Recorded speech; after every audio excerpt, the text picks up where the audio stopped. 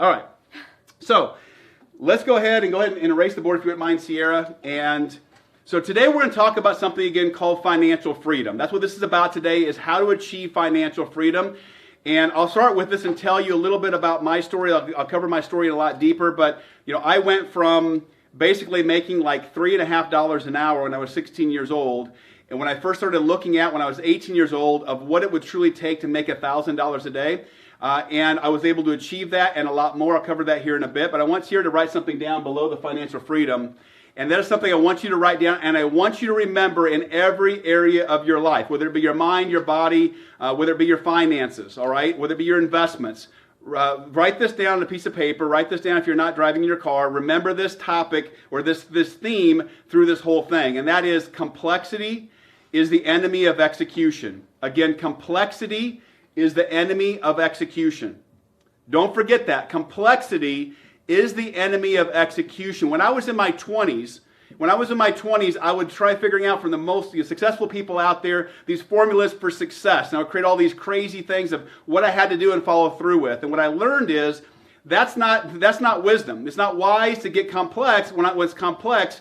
And this, I'll ask you guys this question. When you get confused, right? Confused about something, a confused mind does what? Does a confused mind move forward or does it stop? And I will tell you that a confused mind says no. A confused mind will not move forward. So the more simple that I can make my investments, the more simple I can make things, the more successful that I became. So remember, complexity is the enemy of execution. So when I go through this today, I'm going to keep this as simple as I possibly can. I'm going to go through a lot of numbers with you guys. You might want to watch this again, but Sierra's going to write this on the board as well for you guys so you kind of get an understanding of where I'm coming from with this. So the challenge is, I'm going to go back to about, maybe like 4 weeks ago. So 4 weeks ago, I did a topic, a Facebook Live, a YouTube, a Periscope, and that live was called Creating Wealth. Creating Wealth.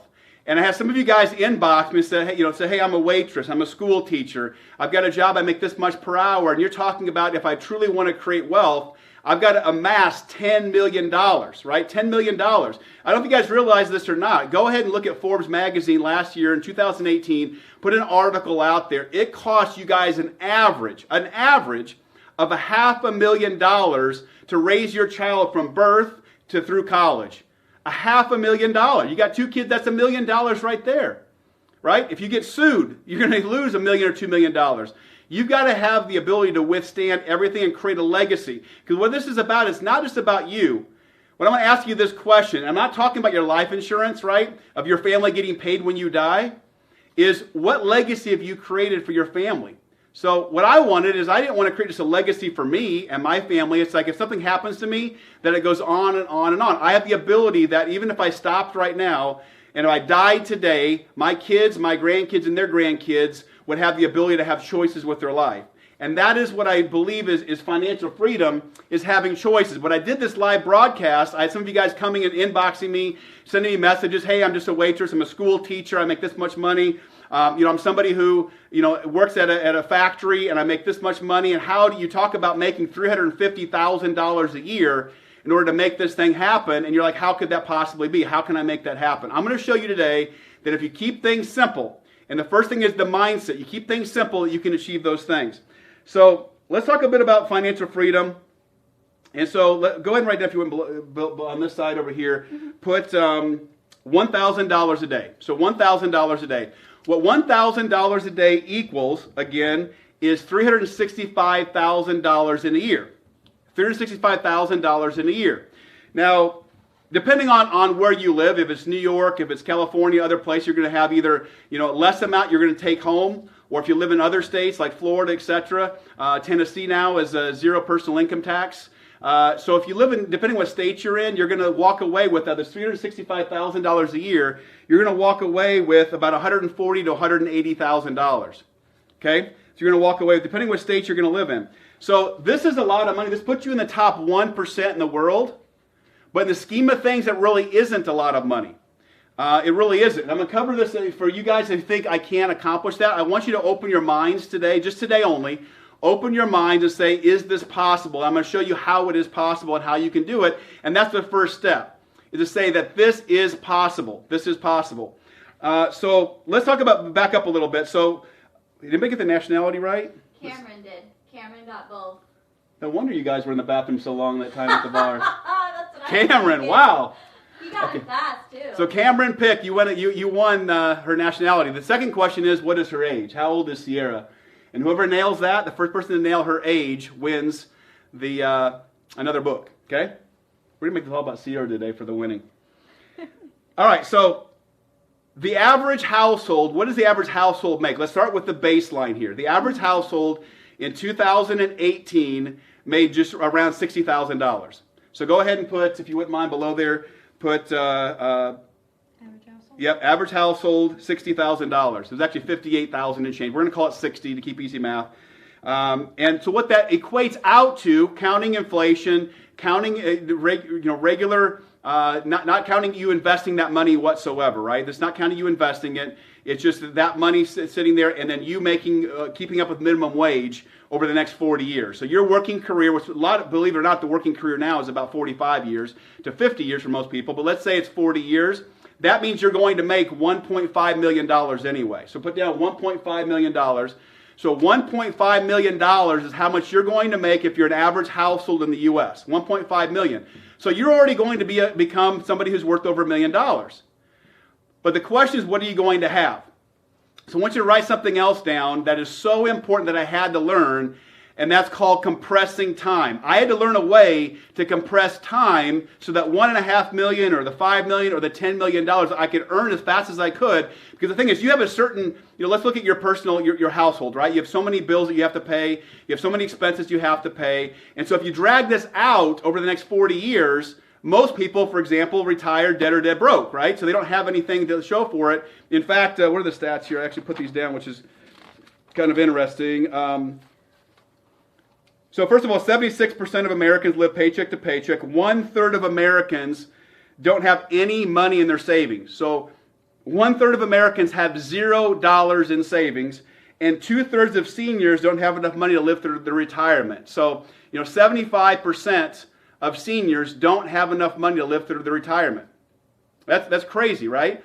So you're going to make the money, but what you have to do is compress that. So if you made, for example, if you had the ability to make $365,000, for example, in a year, if you had the ability to make $1,000 a day, and you compound that, you can live on less than that, right? So let me ask you this question. I'm actually going to go outside of Sierra here for the next question. Who won that, by the way? Ian. Ian Bellinger, guest, 21 years old. Perfect, Ian. All right, so let's talk a little bit about this dollar amount. So let's ask this question. How many of you guys were on that video of creating wealth and can recite back what my wealth formula is percentage-wise? So whatever you make is X. So if you're making $60,000 a year in your family, or if you're making $100,000, you're making $365,000, what is the percentage that I say that you need to invest? So stacking cash, right? Invest. What percentage would go in taxes? This is again a rough number. And what percentage do you get able to use yourself to cover your bills? So what are the ratios? It's again the percentage that I say that you need to use towards investment, stacking cash, and invest in assets that's going to make you money. What percent are you going to then pay in taxes? And what percent are you going to use for spending cash? Okay, I talked about this again a few weeks ago. Let's look at the numbers here. It takes you guys a few seconds to give up. So go ahead and Bree, when you have an answer, make sure you're monitoring the group text as well for the other platforms, and let us know who actually won that.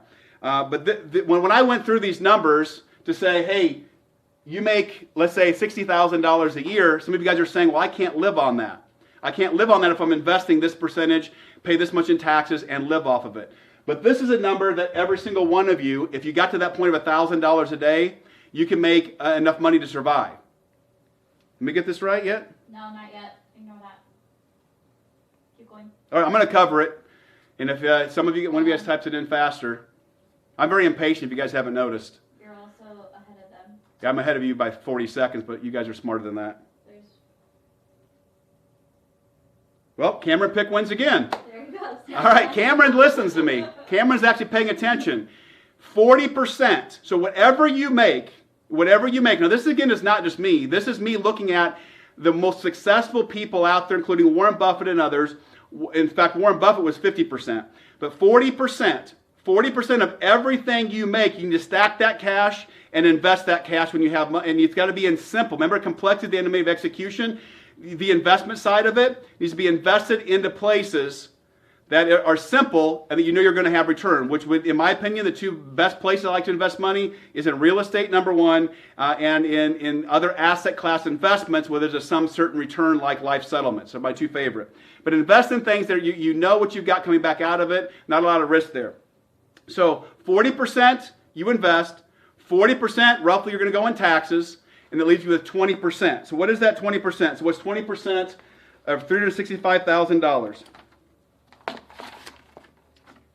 Do the math, guys. I'm going to tell you, if you want to figure this stuff out, you've got to have a calculator. You've got to do the math. And when we get done with this, I hope you get a calculator out, talk to your spouse, significant other, sit down and put the math together. If you don't know the math, you're not going to do it. People say, I want to become a millionaire. They have no freaking clue what that is. If I ask you, what does a millionaire mean? What would your life be like if you had $1 million? And how are you going to make $1 million or $5 million or $10 million? Most people don't have a plan for that because it's such a big number. They don't back it down to simplicity. Simplicity is, to me, is $1,000 a day. So what's, Bree, do you have a calculator over there? No one's paying attention here. I have it open. What's 4% of $365,000? 40%, I'm sorry, 20%. 20% of 365. This is why I write numbers down, because... 365,000. Correct. 73,000. $73,000, which is how much per month? $7,000 and change, right? So you guys can live on $7,000. Most people can live on $7,000 a month, covering your house payment, car payments, everything else you're doing, $7,000 a month. So if you can't live off of the 20% that you've got to raise your income level. So I'm going to tell you my story with you guys. I'll tell you my story here quickly. So when I was 16 years old, I got a job. Okay, this is not my first job. I'll tell you the story because it's to speed things up. 16 years old, I got a job. That job was after school, so I went to school, got done about 3:30. I think 3:30 got home from school. By 4:30 or 5 o'clock, I went to my job. I had a job as a telemarketer, which I knew nothing about it, and I had to call seniors. They had a calling list. We sent a direct mail piece out, and I had to call them to talk them into coming in for a hearing aid test. I'm telling you, it wasn't that exciting because when you're calling people, guess what? The only thing you have to connect with them is your voice. And those that actually needed hearing aids couldn't hear me. So if you picture how fun that was at 16 years old, calling old people, trying to talk them in. They think they won things. They think I was calling a Nebraska, clearinghouse, or not Nebraska, but was National Clearinghouse? The winner? Yeah. Because we would call and say, hey, just want to give you a call. You won a free hearing test. So they're thinking they won all kinds of things because they couldn't hear. Those that actually needed the service, needed the hearing aids, couldn't hear me. So I got this job, and I made, this is in 1988 or so, and I was making $4.20 an hour. $4.20 an hour, and I was working basically from like 5, 6, 7, 8, 9, so 5 hours a day. And then I got $10 a person that actually showed up for the hearing test, $10 a person. So that was when I was 16 years old, and so I'll build things up. And then when I turned 8, so that was my first thing, and I started realizing that, hey, I've got to find a way to make more money, right? So I wasn't making enough money, of course. I got to find a way to make more money. And I was 18 years old, and when I was 18 years old, I got this down. I met a person, a mentor of mine that I talk a lot about, and this mentor is worth several $100 million. And I met Jim Rohn, I met other people as well, and from this mentor, started talking about how to think through things differently. And he taught me the skill set of how to keep things simple. Keep things simple. In fact, Jim Rohn was the first person to tell me complexity is the enemy of execution. Don't keep things complex. Make them down to things you can understand. So at that time, I think I was making like $38 to $40 a day, right? $38 to $40 a day when I was 16. And to go from that to when I was 18, and now I got a job with my father. My father worked in a lot of different plants. So imagine me at, people think that I all of a sudden I had money. So I'm 18 years old, and I have a job on the weekends, working 40 hours a weekend. So my dad would go into a plant, like a packing plant or some other kind of plant, or an ethanol plant, and we would go in, and there'd be projects in the weekend where the plant was shut down. We'd have to get in and do certain things. So we'd go work. We worked 20 hours on a Saturday, sleep 3 or 4 hours, and then work another 20 hours on Sunday. Then I would drive home. So I was getting 40 hours. And I was making like $10 an hour, which was amazing, right? So $10 an hour, and we got drive time back and forth. So take 40 times 10, right? 40 times 10 is how much? $400, right? So $400. So I'm like, in 2 days I can make $400. Now I'm working 20 hours a day. So then all week long, instead of most people, they just back away. All week long, I said, I've got to build this up. So I've got $400 coming in. I'm beating the crap out of my body. Mondays suck because I was so tired from the weekends. But then I work Monday through Friday at 14 to 16 hours a day for the first 3 months. I call that a burst, a 90-day burst. First 3 months, I work 14 to 16 hours a day on my side hustle, my side business. And I didn't make hardly anything. It was actually a network marketing company back in those days. I made like $42 in the first 10 months. Okay? And then I started making things happen, and I'll tell you, long story short, is about my 19th year, so not between January of 1993 or 4, for the next year, until I hit 20 years old, I had my first $1 million year. But that's what happened for me. So my goal was initially, how do I take it from $400 for 2 days of work, so basically $200 a day for those 2 days, but I knew I couldn't do that. How do I scale that? So first let me explain this to you as far as the numbers. So go ahead and erase that if you wouldn't mind, Sierra. So let's talk about some of these numbers. And by the way, I went from that, and I learned how to do this, right? How to make over $1,000 a day. In fact, I made a couple $1,000s a day for almost $2.5 grand for a period of time. And then I was done, because the one thing that I didn't know, so this is why all these things are important. So making money is one thing. But I didn't come from money. I didn't know how to save that money. I didn't know how to invest that money. So guess what? That was in my early 20s. So imagine you've got over $1 million coming in per year before taxes. And by the time I was 28 years old, I had lost everything twice. Because no one taught me the investment thing. So I had this idea and a traditional business I wanted to start. I dumped everything I had into it. I opened a call center. I've spent $1.2 million of my own money for a call center. And 2 months later, the first do not call list came out from the FTC. All of my clients pulled away. New York Times, Time Life Warner, all these things pulled away. I sold that company for a couple $100,000 6 months later. I lost everything because no one taught me, yeah, you got money coming in, you got to pay yourself first and invest it. That's why the investment piece is so important, is stacking cash, invest it, and don't touch that investment. But let me go ahead and cover a little bit about like what this takes. So let's break this down even simpler. So $1,000 a day. Now, if you could work 24 hours a day, right? There's 24 hours in the day. If you didn't have to sleep and could work 24 hours a day, what does that equate out to? So put 24 hours times, $40 an hour. Okay? So that's $960, whatever it is. So if you can work 24 hours a day, that's only $40 an hour. A lot of you guys make $40 an hour. So if you guys make $20, some make $50 an hour. Whatever that number is, find out where you're at. Where are you starting from? Whatever that number may be. Now, if you're the average household, you're making $60,000 in a year. So take $60,000 in a year, Bree, $60,000 in a year, okay, divided by 365 is what? 60,000. Divided by 365. Well, sorry, I almost played. This is why we do this stuff ahead of time. Okay, sorry. One more time. So 60,000 divided by 365 for how many days there are in a year. Okay, 164. So that's $164. So the average household is getting $164 a day. And we want to bump this to $1,000 a day. Now, if I make this simple, right, it's 24 hours times 40, puts you at almost $1,000 a day. That seems doable, doesn't it? I mean, that seems doable. You could actually do that. Now, how do you do that because you can't work 24 hours a day? Is you can work 24 hours a day. You've got to do something on the side that's paying you while you're sleeping. So my business is everything that I do. If I took a month off, I'm still increasing my revenue. I'm still increasing my income stream. You've got to find a way to make money while you're sleeping. As Warren Buffett says, if you don't have a way to make money while you're sleeping, you're going to burn yourself out. He says it something more eloquently than that, but you are. You're going to burn yourself out.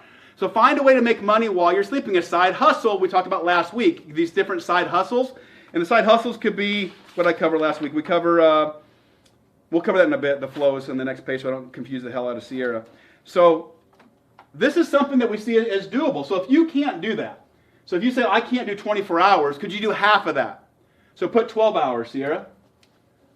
12 hours, that means you've got to make $80 an hour for those 12 hours.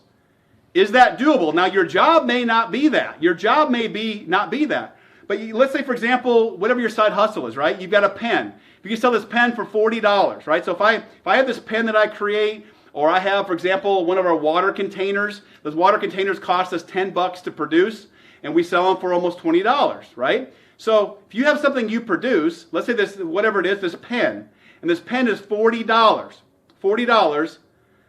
I only have to sell 24 of these in a day to make my $1,000 a day. You've got to find ways to do this. But again, if you're thinking all these big numbers, I can't make $365,000 a year or $1,000 a day. If you don't see it and you don't keep it down to simplicity and actually do the numbers, right, and see where you're at. Let's go on this side of it. Let's go ahead and put some of these things down here if you don't mind. So number one, let's talk about what does it take to have financial independence. We're going to come back to these numbers here in a bit. So what does it take? Number one is decide to make more money. You've got to decide to make more money. Now, you can bitch all day long and tell me, well, Kori, I'm already putting in a full-time job. I don't give a shit. I'm just telling you this. Unless you have family or friends or a trust fund that we don't know about, you've got to do it. I hated it. Trust me, I hated working 40 hours in a weekend and then putting in Monday, Tuesday, Wednesday, Thursday, Friday, 12, 13, 14 to 16 hours a day. The first 3 months was 14 to 16 hour days and barely sleeping. Now you might say you're crazy, but my whole point is I think it's crazy to spread out all of this stuff over the next 40 or 50 years and retire dead or dead broke. I think that's crazy. I shut everything off. I worked even Sundays. Now it's going to be sacrilegious to some of you guys. I even work Sundays. I worked 14 to 16 hours a day for the first 90 days. Then I backed it down to 12 hours a day. And I did that for my first 2 years because I knew I had to get to the ratio of the 40-40-20. So number one, decide to make more money is number one. Number two is do the math. You've got to do the math. So if it's $40 an hour that you can get to, $40 an hour, you got to find a way to make money while you're sleeping. It's $40 an hour for 24 hours in the day, or it's $80 an hour for 12 hours a day. Some of you guys already make that much money, but then you're stopping. You got to find a side hustle or something you're doing so you're making money when you get home. My question to you is this. People say, well, I already work and I get home at 5 o'clock or 5:30. Well, what are you doing from 5 o'clock to 11 o'clock or 12 o'clock at night? You've got 5, 6, 7 hours that you could build something. Now you might say, well, I've got kids, I've got that. Well, you know what? I've got these different programs that I'm in for my church. I've got all these other things. If you're broke, you can't give anything. I mean, I don't care if you go to church all day long. I know that the church that I go to, they like it a lot better when I can tithe more, right? When I can actually contribute and do something. You might say, well, Kori, all you focus on money. And I'm saying, no, all you focus on is money. Most of you guys that are watching this, you focus on money a shit ton more than I do because you don't have the money to do things you want to do. Money to me is always a byproduct. Money to me is, at this point in my life, I know that I could not spend the money that I have coming in if I wanted to. With the income revenue streams that I've got coming in. And I'll give you an example. I went from, how do I make going from like literally like less than $40 a day when I was 16, 38 bucks a day when I was 16 years old. I went from that to, for example, in 2000, then I'm like, okay, if I can do $1,000 a day, can I do $5,000 a day? Can I do $6,000 a day? So in 2018, my personal tax return, not my company, my personal tax return was $5,800 a day that I made last year average. Now, I don't say that to brag to you. I'm saying it's possible. I'm saying you've got to find a way to make money while you're sleeping. Was it easy? I was telling you, Sierra and I were talking before I went live with all my team earlier today. And the first 5 years, every single dime that I made went back into my business. Every single dime and then some. I had 6 credit cards I was dumping money because I believed in what I was doing so much to build that machine. Right? I would work ungodly amount of hours. Now, some of you guys that know me thought I was crazy. Well, what's interesting is the same people thought I was crazy are now like, oh my God, I can't believe you're able to do those things. I can't believe you're able to travel the world. I can't believe you can do an event in Vegas and pop out $600,000 to do it. Willie, Bree's husband, was hilarious in Mexico. He's like, do you realize, he actually does the math, he goes, do you realize you're spending like an average of $150,000 a day while you're here? So if you add that up for how many hours you're on stage, right, you're spending almost like $200,000 for every 3 hours you're on stage. But yeah, I love how Willie thinks about it. And I'm like, shit, that's a lot. I better make sure this is good content. I can do the things that I do because I'm willing to pay the price, and it gets easier. So you remember how, it's funny, because I have people, I call them haters. And by the way, those that come to Vegas are going to get a chance to see all the pictures of people shitting in toilets, sending it to me, and pictures of people saying, hey, Kori, I hope you make a lot more money so you can have plastic surgery, all that shit, which fuels me. I actually love it. But anyway, when I look at what people are at, the biggest thing people come back to me as, it's easy for you to say because you need money to make money. You have to have money to make money. Now, don't get me wrong, that is true. So fucking go make more money and then get it compounding for you. Because you know what? People say, well, I don't know how. Why do the rich get so much richer? The rich get richer, the poor get poorer. Well, no shit. The reason why you get poor is because you think poor. You're not willing to step up. You got to start with some nest egg. You got to start with some amount of money and have a side hustle that's getting you more cash to invest that cash so the cash is making you money while you're sleeping. It's not easy. No one said it's easy. I can tell you it's very simple. This shit is so simple. Work the hours you're working, keep your job, make the money you're making, and fucking go make more money. It's that simple. There's no sugarcoating it. There's no easier way around it. There's things that you can do. I can teach you side hustles that you can do to make money quicker. But the thing is, you got to do it. You got to do the work. You got to not sleep as much. You got to push yourself. You got to get off social media. Every person's spending 3 hours a day on social media, 4 hours a day on television. They sit in their car during the commute and do jack shit. You have the time. You have to choose what you're doing with that time. So let me tell you the simple math. So this is simplicity. Do you know how to get rich? Have a lot of money. When the next recession happens, which in my opinion is going to happen in 2021, probably middle of the year, because then you can buy everything at half off. How hard is it to make money when you have cash flow and you can invest in real estate, you're buying it at half off like the last recession, or you're buying stock, everyone else is getting scared. The idiots that are on there, oh, I invested this money in my 401k, and my 401k, I got this paperwork. You weren't using the money anyway. That's your 401, that's your retirement, and they saw the retirement go to half in the last recession, so they sell everything they got. That's dumb. When the recession hit, I doubled down. I invested a shit ton more money because I knew I was going to ride it way up again. I mean, these things, recessions happen all the time. So how hard is it when you're a Warren Buffett, a Bill Gates, all the billionaires, and there's a recession? Why did the last recession, the average billionaire went 20% more? 20% more net worth during the last recession till today. That's because you had the cash flow to invest. So all this shit I'm telling you, I wish I could make it easy and say, listen, I'm going to go ahead and give you your first $1 million. You can't do that. You've got to find a way. I don't care where you started, and I promise you, give me your shit. I can tell you stories of people who had nothing. A guy that was a janitor that's now worth millions of dollars. Tony Robbins told a story about a guy who worked for UPS making, like, I forget, Caleb, you can type in the window. I think it was like less than $20,000 a year. That retired with $5 million because he put 50% of his money always went towards his investments for his whole career. You can do it if you choose to do it. But you guys coming on here getting fluffed up and excited saying, well, that's easy for Kori to say he's got money, or that's easy for someone to say. Do you know how I got it? I started with nothing.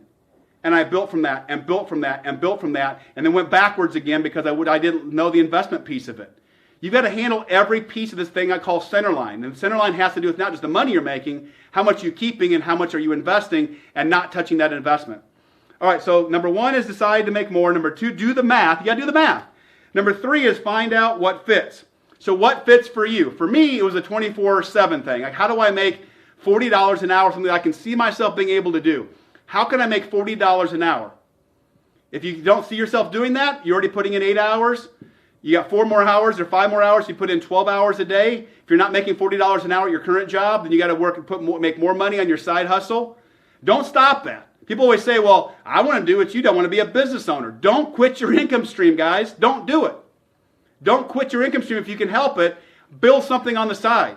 And I can show every single one of you how putting in fact, I can show it within my company, I show people how within 5 hours a week, 5 hours of productive activity, time may take them 10 hours a week, but 5 hours of actually calling people, emailing people, following up, how to make $100,000 a year within 3 years, residually. So you can do it, but you got to do it. You got to go out and make it happen. Let's go in what fits. Let's go to the different flows of income. So your flows of income, number 1 is your job. So put jobs here below there. Your job is number 1. And you have to write this down, 5 p.m. to 1 a.m. 5 p.m. to 1 a.m. So if you're doing the math on it, what fits? Your job. With your job, put in parentheses how much you make for that day. How much you make per day at your regular job averaged out. Now this is before taxes, not after they pull taxes out, because the goal is this is what you make gross is $1,000 a day, 40% in investments, 40% in taxes, 20% to live off of. So figure out what that number is, your job. Number 2 is 5 to 1 a.m. From 5 to 1 a.m., what can you do to either have a cash flow coming in online that makes you money while you're sleeping, or whether it be from 5 to 1, making a lot of money so you can offset and to get to the $1,000 a day. I'm looking for questions here too while we're doing this. So how do you make, what do you do for your side hustle? And I went through, if you guys didn't see this, watch the video I did last week on six-figure side hustles. I'll cover some of these really quickly. You don't have to write these down if you don't want to, Sierra. But number one is social media and website marketing for small businesses. That's one of the biggest things right now, social media and website building and SEO for small companies, a great way to a side hustle. But the challenge with that is you got to do something on the side, right? You're out there selling on the side. You're out there, so you have another job. It'd be challenging doing that. Number two is specialized education. So I talked a little bit last week about if you have a knowledge about something, let's say you're an amazing teacher, create a group of other teachers and give it away initially and then charge them. Let's say, hey, we've got a group of teachers and our job is to teach you how to be the best teacher possible and how to use today's environment. As I mentioned last time, it's funny because you look at, for example, my iPad that I have here and you take your grandparents, they see this iPad, they're going to say, holy shit, this is amazing, the technology, the data, the information, the online, the internet. But nothing has changed. I mean, all that's really changed. If you look at this education, right? We go from a chalkboard to an eraser board. That's all that's really changed in education. The school systems have not changed, have not adapted. And I will tell you, the information age has now switched to the education age. If you want to make a shit ton of money right now, specialize your knowledge and teach people how to do it. Now you can use Zoom meetings and charge people per session. You can do retreats. You can do actually events. There's all kinds of things that you can do to make revenue coming in.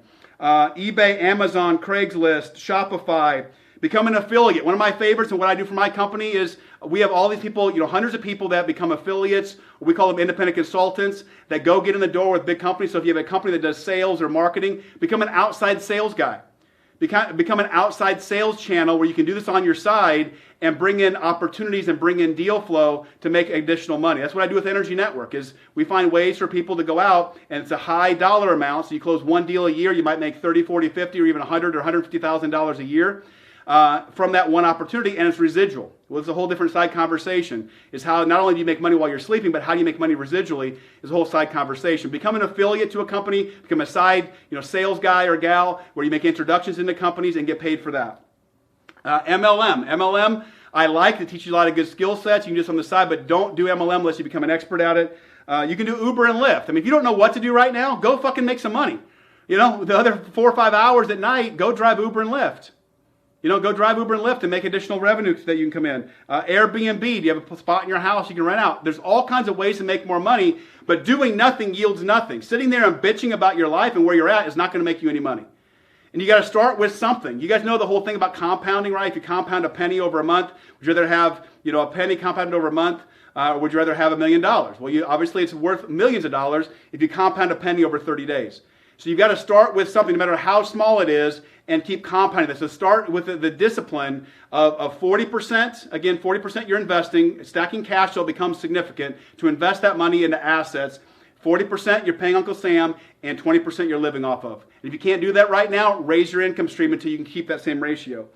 Let's see here. What do I want to cover? Let's do this. What questions do you have? So it's very, very simple. Financial freedom is decide you want to make more money, do the math on it, figure out what you've got to do. $1,000 a day is what I want you guys to target. Laser focus on $1,000 a day because that will give you the framework because every single one of you I guarantee can live off of, it's not a great living, but live off of $7,000 and change per month.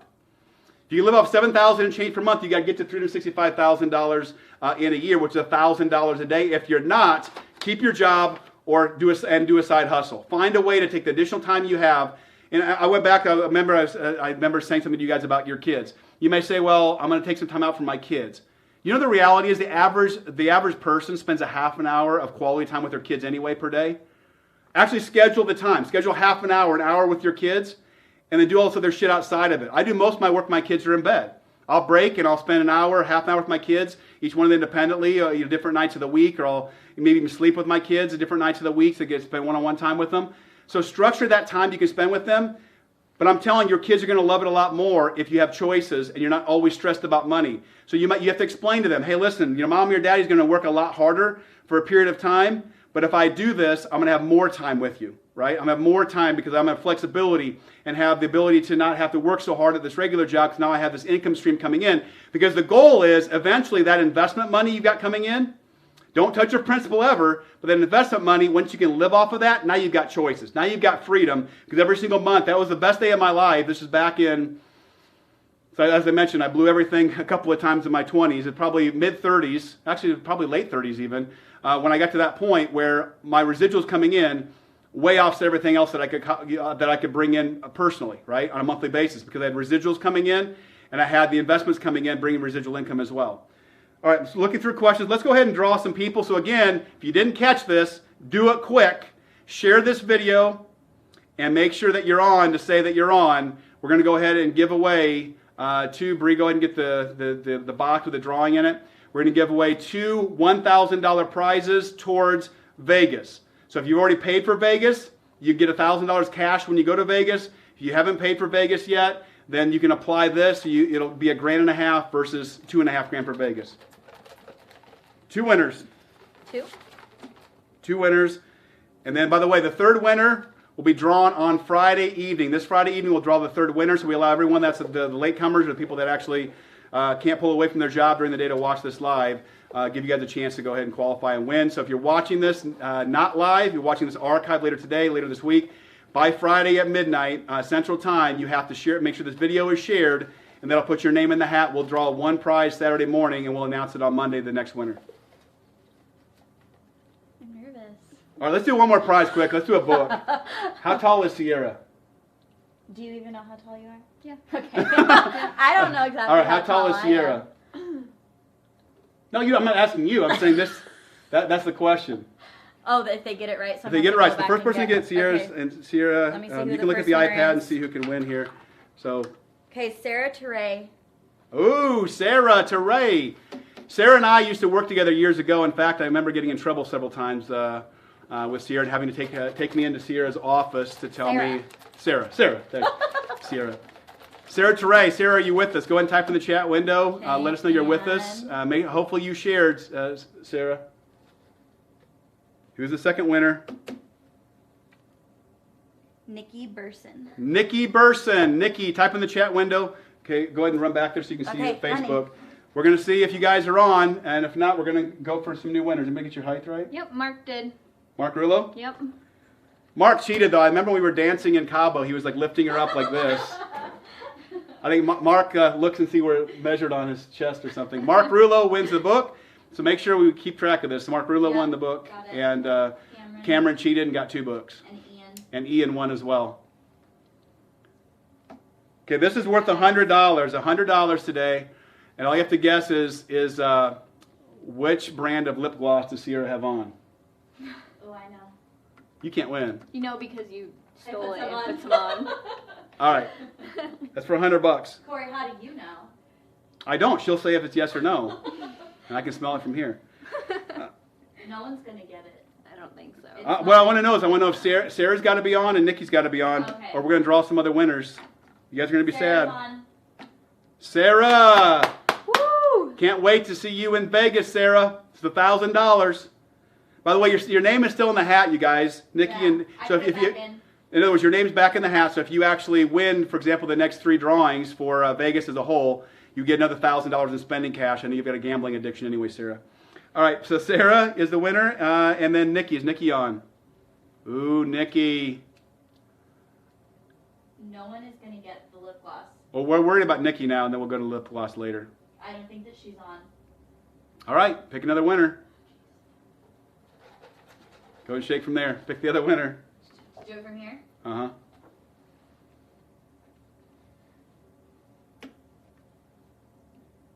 Brian Baird. Brian Baird. Brian Baird. So, Brian Baird, are you on? Nikki's going to be sad. We got to hear from Brian Baird. Brian Baird for $1,000 off on Vegas. Yeah, he's on. Brian's on. He commented earlier. He hasn't claimed it yet, but he's lagged. So just give it a second. All right. We're going to call Brian because Brian was on earlier. Make sure he shared, which I think he did. He's on. We'll wait. Did he say he's on yet? Not yet. We're gonna wait. I want to make sure it's fair for all of you guys. Yeah, Nobody likes a He cheater. claimed it. All right, Brian's on. Brian, congratulations, $1,000. If you've already paid for Vegas, it'll be $1,000 spending cash. If you haven't paid for Vegas, $1,000 towards it, towards going there. So thank you guys. Any other questions? I'm looking through some of the notes. Who sent that video? Video? Somebody got a video in our group. No, Okay, I didn't. that might help. We're in the wrong chat window.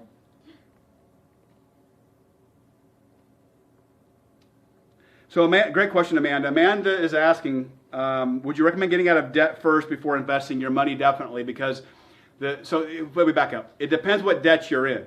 So if you're in debt and you already, which you guys know, that I'm not a believer in buying a house. I'm a believer in taking the down payment, the 20% on the house payment you would have had, and investing that money. And then the repairs over the years, I would invest that money and not buy a house. But if you've already bought the house, the percentage of interest you're paying, I would rather not pay that off and invest that money. If it's a credit card debt where you're paying 12, 14, 20%, pay that off first. Do the debt snowball, but still stack your cash and look at it as an investment. You're stacking your cash, paying off a card, stacking your cash, paying off the card. Wipe that out and then invest it. Because otherwise, basically what you're getting is a guaranteed 12 to 24% return on your money, right? Because you're paying off your cards, you're paying that interest. But the first thing I would tell you is if you guys haven't done this, you're crazy.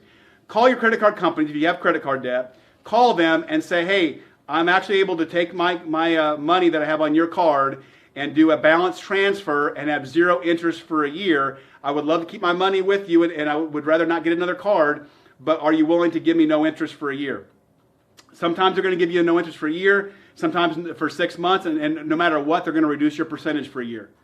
Do that first. Don't just people don't take the time to do those kind of things. You should set a list this week. You have credit card debt, call every single credit card you've got, and reduce it by telling them that. But yes, pay your credit cards off first, because otherwise, like I said, what good is it to get even a 10% return on your money and you're spending 24% of your credit card debt? But the thing is, the credit card debt, don't use those damn things again. So you might say, I'm paying my credit cards off. You can't use them. So take those credit cards. If you want to shred them, great, but stick them in your safe. Stick them somewhere you can't touch those cards, and you will not touch those cards. To your significant other, you're not going to touch those cards. Don't keep racking money up on those things. Make more money. If you need more money, you go to the store, you don't have the money to spend, don't put it on a fucking card. Make more money. Make more money. Work a side hustle. Make more money. Any other question? The lip gloss. Who? So did. Who's the first one to get the lip gloss? Well, Rachel. Okay. If you want to count her, or we can. Count Rachel, her. I'll give you a book because I love you. But who else? Sammy. Sammy? Joe. Sammy Joe. You are good, Sammy. I had to give them hints because it's from Victoria's Secret. No one would have gotten it. I would have got those. I can tell with the glisten and a little bit of sparkle. No one would have got it. So I gave them a few little hints, but Rachel and Sammy were the first. Okay, we're going to give Rachel and Sammy a book as well. Thank you guys. Appreciate you. Do not miss next week. I've got some amazing things in store. You remember how this 3 weeks ago I said we've got Creating Wealth Part 1, where I talked about this as far as the ratios of investments and all those things. This is going to be Creating Wealth Part 2. Okay, so don't miss next week's live, Creating Wealth Part 2. Make sure you shared this video. If you did not share it and we pull your name out on Saturday morning, you're not going to win. Share this video, and everyone that shares this video is going to go into the hat. We're going to draw for the prize on Saturday morning. We'll announce it next Monday on the live broadcast. So appreciate you guys on Instagram, Facebook, YouTube, Periscope, Twitter, and Google, and